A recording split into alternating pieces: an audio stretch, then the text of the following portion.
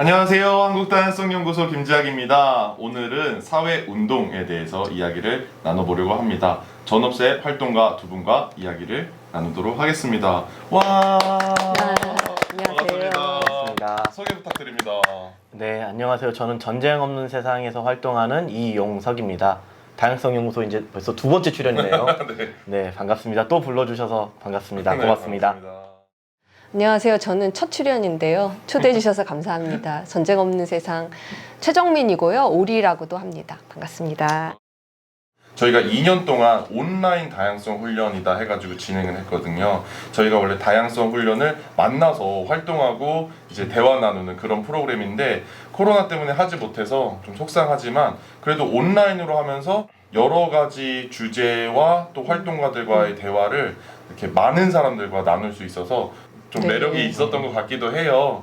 근데 그 중에 가장 많이 나왔던 질문이 이제 사회 운동에 대한 점이었습니다. 왜냐면 저희가 뭐 집필 활동을 하시는 저술 활동하시는 작가분들이나 또 연구를 하시는 교수님도 나오고 또 직접 행동을 하시는 활동가도 나오고 다양한 시민 활동 운동 분야의 활동가분들도 나오고 하다 보니까 내가 어떻게 활동을 할 수 있지? 뭐 이런 얘기도 하시고 직접 행동하는 분과 뭐 연구를 하시는 교수님과 이걸 같이 사회운동을 할 수 있는가 이런 질문이 제일 많이 나왔어요. 그래서 네. 꼭 두 분 모시고 이야기를 나누고 싶다라는 생각으로 초청을 했습니다. 나오셔서 감사합니다. 감사합니다. 사회운동이란 무엇인가 좀 얘기를 가장 첫 번째로 시작을 해볼까요? 사회운동이란 뭐냐에 대해서 얘기를 하려면 왠지 어떤 정의에 대해서 얘기를 해야 될 것 같고 이제 그러려면 좀 뭔가 이 분야에 정통한 전문가가 오셔서 얘기를 해야 될 것 같다는 그런 느낌이 들지만 현장에서 일하는 사회운동가로서 생각하는 사회운동이 뭔지를 중심으로 해서 말씀을 드릴 수밖에 없을 것 같아요. 그리고 제가 아는 한 사회운동이 뭐다 이렇게 어느 정도 이렇게 합의가 되었는지를 잘 모르겠어요. 누구는 이제 시민운동이라고도 부르고 뭐 민중운동이라고도 부르는 사람도 계시고 뭐 넓은 의미의 인권운동이라고 부르는 사람도 계시고 굉장히 다양한데 이제 제가 생각하는 사회운동은 기존에 우리가 가지고 있었던 사회 체제나 뭐 어떤 법률이나 어떤 관행이나 이런 것들을 바꾸기 위해서 사람들이 집합적으로 모여서 다양한 사람들이 모여서 좀 장기적으로 그거를 바꾸기 위해서 행동하는 그런 것이라고 생각이 들어요. 그렇게 따지자면 이제 사회운동이 꼭 저희 같은 이제 진보적인 사람들이 하는 그런 사회운동만 있는 건 아니고 박사모나 이런 분들이 하는 사회운동도 사실 사회운동의 테두리에 들어갈 수가 있겠죠. 그분들도 이제 지금 현재의 뭐 정부 시스템이나 이런 것들에 불만이 있어서 바꾸고자 하시는 거니까요. 이제 그런 면으로 본다면 정당화될 수 없는 사회운동도 있다. 이렇게 이제 보셔도 좋을 것 같고요. 사회운동은 보통은 굉장히 장기간 지속되는 경우들이 되게 많아요. 뭐, 이렇게 뭐 100년, 뭐 50년, 뭐 이렇게 수십 년씩 지속되는 경우가 많고, 하지만 최근에 이제 그 박근혜 전 대통령 하야 그 운동 같은 경우에는 사회의 굉장히 다양한 단체들이 어떤 딱 하나의 목표를 위해서 연합해가지고 단기간 내에 그 목표가 성취가 되면은 해산하는 그렇게 단기간에 이제 벌어지는 그런 사회운동 같은 종류들도 굉장히 보입니다. 그래서 그런 꼭 장기적이어야만 하냐 그러면 그렇지 않은 경우들도 있을 수 있겠고요. 그리고 사회운동의 종류 같은 경우에도 이제 소장님이 말씀해 주신 것처럼 굉장히 다양한 것 같아요. 어떤 연구를 하는 활동에서부터 교육을 하는 활동에서부터 직접 행동을 중심으로 하는 어떤 액션 그룹에서부터 굉장히 다양한 아까도 말씀드렸던 것처럼 이 기존 체제나 기존의 정치나 기존의 어떤 관행이나 이런 것들을 바꾸려고 하는 그런 모든 행위들을 사회운동이라고 말을 할 수가 있기 때문에 사회운동의 종류는 너무너무 다양한 것 같습니다. 네. 감사합니다. 추가하실 분 있으신가요? 네, 뭐 너무 청사뉴스처럼 말씀을 잘해주셔가지고 전 깜짝 놀랐어요. 네, 오리가 사회운동에 대해 전반적인 설명을 좀 해주셨는데 어떤 방식으로 사회운동들이 작동하는지 어떤 방식으로 우리가 운동을 하는지를 좀 더 보충을 하면 좋을 것 같아서 근데 좀 크게 보면은 사회운동이 무언가를 반대하거나 혹은 지금 존재하는 어떤 부정의에 맞서서 저항하거나 이건 하면 안 돼, 이렇게 하면 안 돼, 바꿔야 돼라고 주장하는 그런 류의 사회운동이 있고 또 한편으로는 잘못된 것을 고치는 걸 넘어서서 이제 새로운 질서를 만들기 위한 예를 들어서 자본주의에 반대한다고 하면 맨날 자본주의 반대한다고 외쳐봤자 새로운 세상 안 오잖아요. 그러면 어떤 반자본주의적인 삶의 양식이나 이런 것들을 건설하는 운동일 수도 있고 아니면 대안적인 어떤 공동체를 만든다거나 아니면 대안적인 화폐를 만든다거나 이런 식의 대안적인 패러다임을 만드는 운동도 사회운동의 큰 분류에서 이렇게 나눌 수도 있고, 좀 더 구체적으로 어떤 방식을 쓰냐 사회운동이 했을 때 크게 한 3가지 정도로 나눌 수 있을 것 같아요. 가장 기본적으로는 어쨌든 사회운동은 무언가를 끊임없이 주장하고 그 주장에 동의하지 않는 사람들을 계속 설득하고, 그리고 부당한 일에 항의하고, 이런 항의하고 설득하는 게 가장 일반적인 형태인 것 같아요. 그래서 우리가 하는 집회나 이런 것들도 어떤 측면에서는 정부의 노동법이 잘못됐다, 이걸 개정해야 된다, 계약을 하면 안 된다, 이런 항의하고 설득하고 주장하는 1인 시위일 수도 있고요. 아니면은 뭐 언론에 기고하는 일일 수도 있고, 대자보를 써서 붙이는 일, 이런 것들이 다, 혹은 어떤 광고를 만들어서 뭐 페이스북에서 홍보를 한다든지 현수막을 붙인다든지, 이런 것들이 다 어떤 사회운동의 주장을 설득하고 또 권력자들에 대한 항의를 하는 이런 행동일 수 있겠고, 두 번째로는 저희는 비협조라고 부르는데 쉽게 얘기하면 하지 않는 거예요. 병역 거부 같은 게 대표적이겠죠. 이게 부당하기 때문에 우리는 여기에 동참하지 않을 거야, 협조하지 않을 거야, 우리는 안 해. 헨리 데이비스 소로나 간디가 얘기했던 시민불복종도 이런 비협조의 방식으로 부정의가 작동하는 것을 막아서는 거죠. 그거랑은 비슷하면서 또 다른데 적극적으로 무언가를 하면서 막아서는 방식도 있습니다. 저희는 비폭력 개입이라고 부르는데, 이건 또 한 2가지 정도로 나눠지는 것 같아요. 그래서 약간 저항을 위해서 무언가를 적극적으로 할 때가 있어요. 예를 들면 성주에 이제 사드 기지를 공사를 하고 이러는데 거기에 들어가는 물품을 들어가지 못하게 막아선다든지, 아니면 강정마을에서 예전에 구럼비 발파 공사를 막아선다든지, 오늘 무슨 국회에서 되게 나쁜 법이 통과가 되려고 하면 국회의원들이 출근을 못하도록 우리가 국회를 삥 둘러싸고 막아선다든지, 이런 것들이 비폭력 개입 중에서도 이제 저항을 위한 개입일 수 있겠고, 두 번째로 이제 대안을 위한 개입인데, 아까는 이거는 제가 조금 전에 얘기했던 새로운 패러다임을 만드는 것들이랑 비슷한 것 같아요.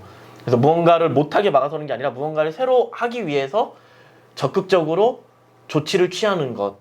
어떤 대안적인 공동체를 만들어서 대안적인 권력 시스템을 만들고 경제 시스템을 만들고, 이런 것들이 사회운동이 주로 하는 방식이고, 사실 이렇게 들으면 되게 막 어렵고 대단한 일들처럼 보이지만 실제로 한국 사회에서도 그렇고 전 세계적으로도 많은 활동가들이 이미 다양한 방식으로 이렇게 하고 있어요. 이거를 도식화해서 이해하기 쉽게 나눴을 뿐이지.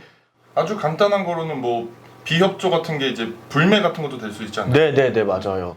우리가 육식을 반대해야 된다라고 하면서 비질하는 것도 있지만, 증언하는 것만이 아니라 구출을 해왔다고도 하잖아요. 그래서 이제 생추어리에 생추어리 살고 있는- 불법이죠. 네, 그래서 이런 거는 너네가 하는 건 불법 아니냐. 아니, 네. 사회운동도 좋고 사회변화도 좋은데 불법적인 일을 하면 어떡하냐, 이런 분들 있거든요. 네. 그랬을 때 불법과 합법, 요런 논의들, 또 폭력과 비폭력 논의들 좀 해보고 싶어요. 질문이 사실 거기서 제일 많이 나왔습니다. 비폭력 운동은 아까 이제 지금 저희가 설명했던 사회운동의 한 부분 집합, 이렇게 얘기를 할 수가 있을 것 같아요. 왜냐하면 그러면 이제 사회운동 중에는 비폭력 운동만 있는 게 아니라 폭력 운동도 있거든요. 그래서 한국 사회에서는 사실 폭력 시위가 벌어졌던 게 역사적으로 너무 오래된 일이기 때문에 생각을 잘 못할 수가 있겠지만, 대표적으로 독립운동 일제에서부터 이제 독립하고자 했던 그 30여 년간의 시간 동안 진행됐던 그 운동은 실제로 군대를 만들고 군사를 양성하고 했었기 때문에 그런 운동들은 대표적인 폭력 운동이고, 지금도 이제 그러니까 한국처럼 어떤 제도적 민주화가 진척된 그런 사회에서는 그런 폭력 운동이나 폭력 시위를 조직하거나 실제로 실행하거나 하는 경우가 그렇게 많지는 않은데, 아직까지도 뭐 외세로부터 독립하고자 하는 그런 운동들이나 외세의 어떤 군대를 몰아내고자 하는 운동이나 그런 데에서는 아직까지도 그런 게릴라 전술이나 일부의 폭력 전술을 선택하는 경우들이 많이 있죠. 그래서 이제 비폭력이라고 하면 사회운동 전체로 봤을 때 이제 부분집합이라고 할 수가 있을 텐데요.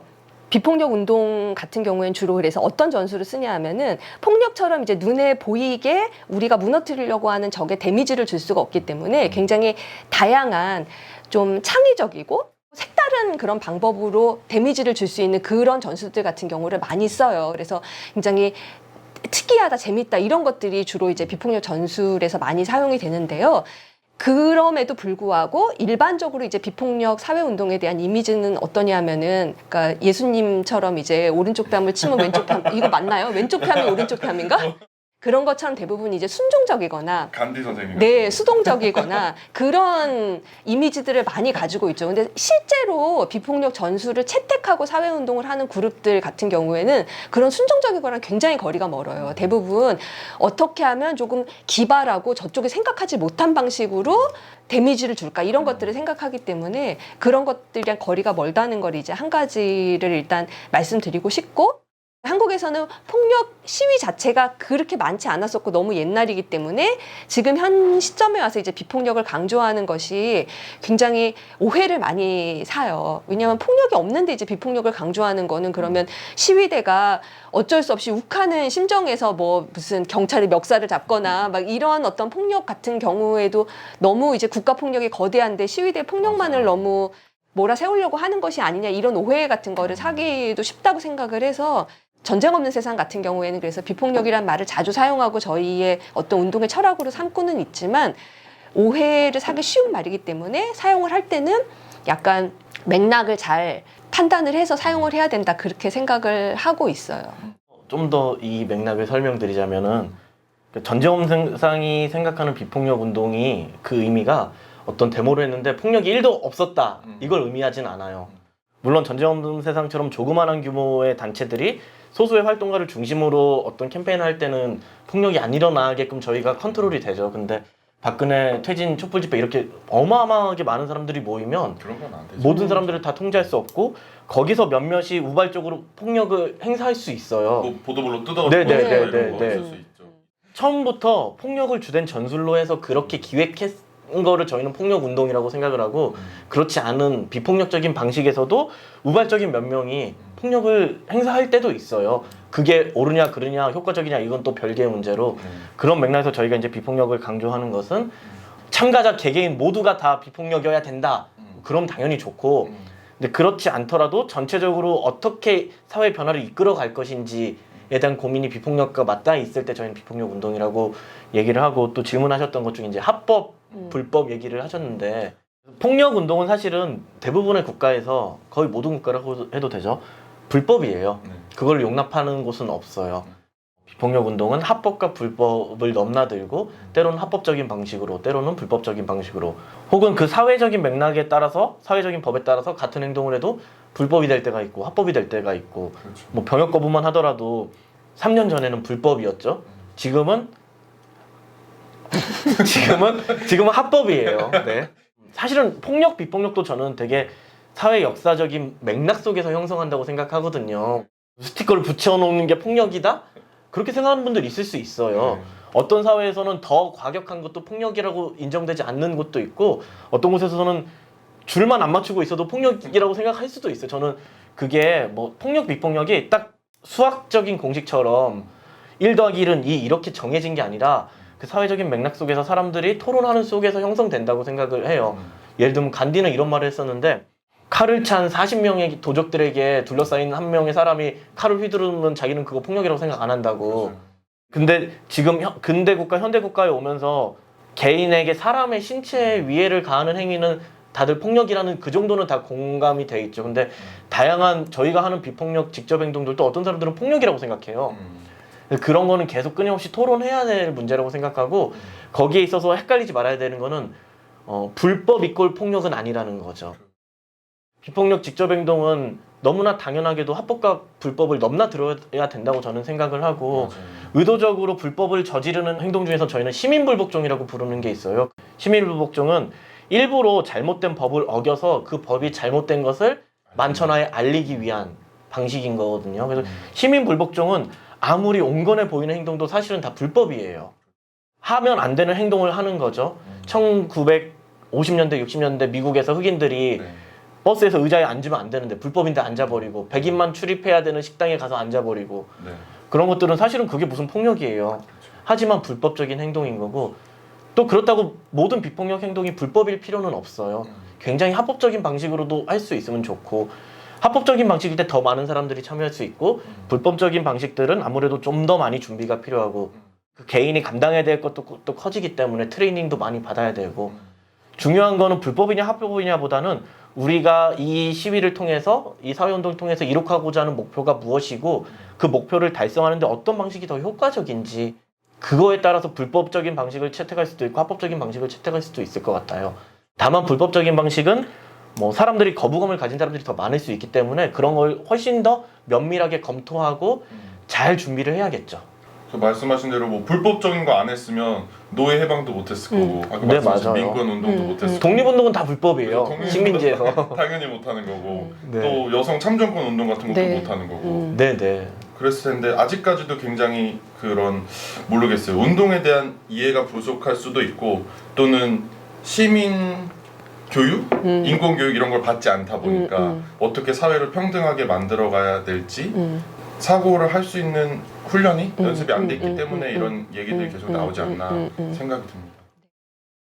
네, 그럼 이번 편은 여기까지 하고 잠깐 쉬었다가 다음 편으로 돌아오도록 할까요? 네. 감사합니다. 감사합니다.